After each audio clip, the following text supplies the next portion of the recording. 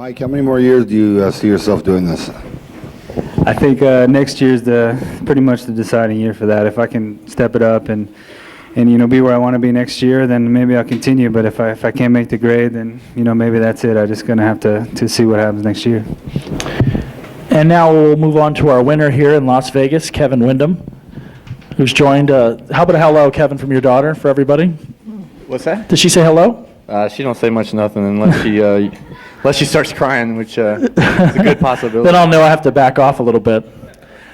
Kevin, take us from the beginning, coming out to this specific track. Where did you feel you were going to be able to make up time on other riders?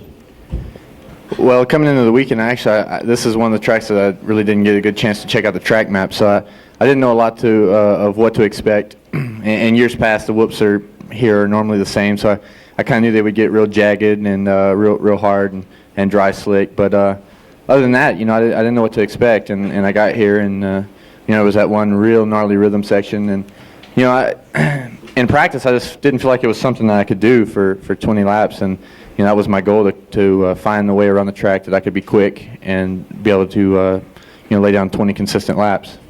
Heath Voss, how does it sound to be a world champion, Heath?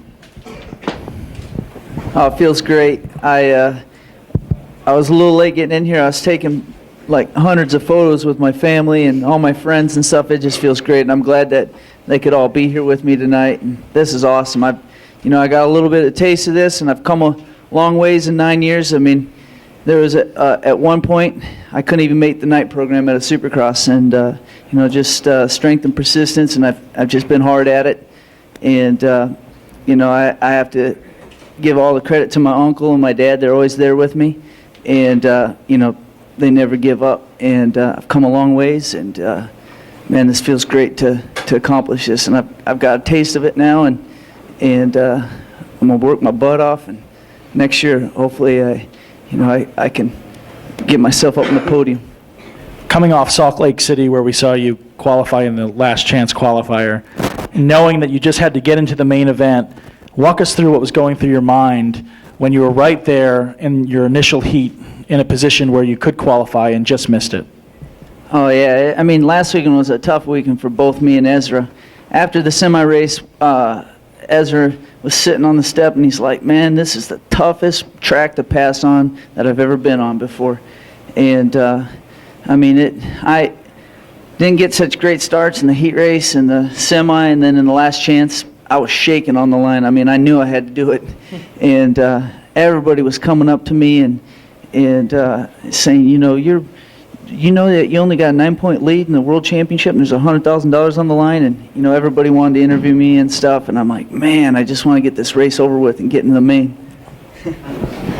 And on that note, we'll move to our THQ AMA Supercross Series champion after a tremendous season, Chad Reed.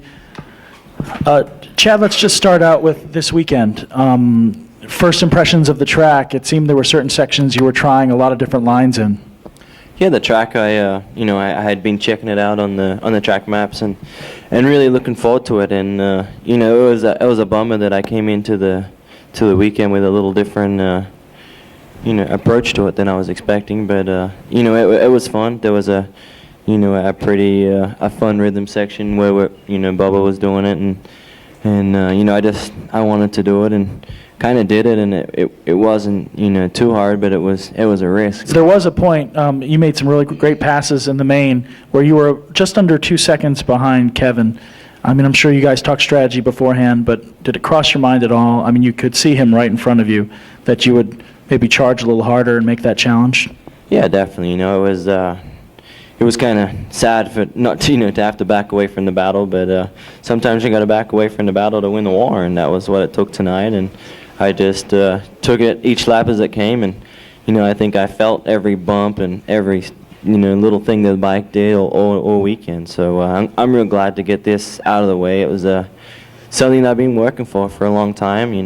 Pretty much my whole life. Just to not only get a title, but to get to America, and I'm really real happy for myself and my team and the people around me. Final question from the podium. Yamaha's opinion is clear on the AMA position.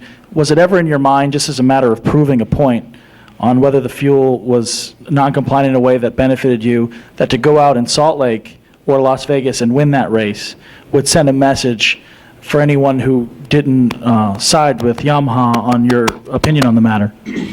No, there was nothing to prove at all. I mean, I raced, 16 races with the same gas. I mean, we never changed it or did anything different, and it was, it was just a really weird situation for the team that we were found, a little over the limit, and there's a lot going on. They will deal with it. They'll, I think they'll fix the problem, and we were tested in, I think, San Francisco, and I won there, and it wasn't like we were using leaded gas and anything like that. It was, it's nothing. Those guys worked really, really hard, and they were heartbroken last weekend because it wasn't something that was planned or anything like that. So it was tough to take.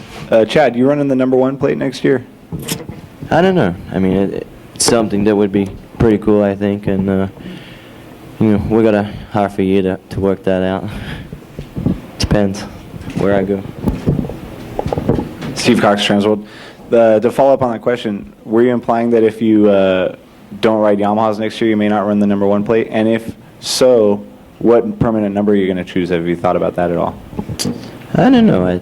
Obviously Jeremy was a hero of mine, and I think #2 is pretty cool. But I don't know. I haven't really thought about it or anything like that. And it's just a great weekend. We'll take it, hour by hour, and I just want to say thank you to everybody, and say hi to my mom and dad in Australia. They listen to the internet, and it was a dream come true. And unfortunately, they could be here this weekend.